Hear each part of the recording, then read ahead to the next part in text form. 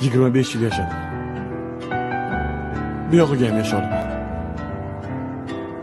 O şəndə seni doğru etkəndi. Mən seni təngiməz idim.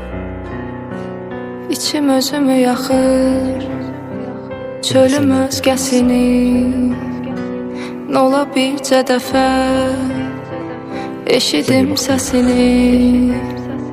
Niyə hər günümə qara yaxdı bu eşq, məni yıxdı bu eşq, yoxa çıxdı bu eşq. Niyə hər günümə qara yaxdı bu eşq, məni yıxdı bu eşq, yoxa çıxdı bu eşq. Yadında mənə çox dedilər, ona bağlama bel. Sonunda onun hissləri nifrətə döndü qəfil. Nəyə döndü bu eşq? Niyə söndü bu eşq? Yalan oldu bu eşq, yaman oldu bu eşq.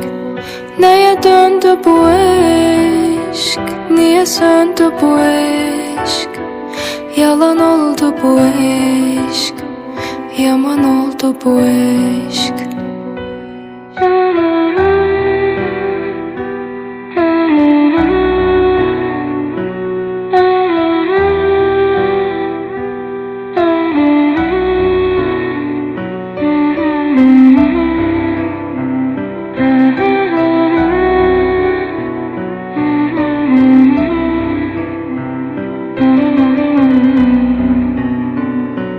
Yadında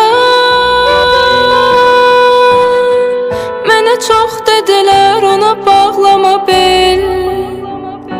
Sonunda onun hissləri nifrətə döndü qəfil. Nəyə döndü bu eşq? Niyə söndü bu eşq? Yalan oldu bu eşq, yaman oldu bu eşq. Nəyə döndü bu eşq? Niyə söndü bu eşq? Yalan oldu bu eşq, yaman oldu.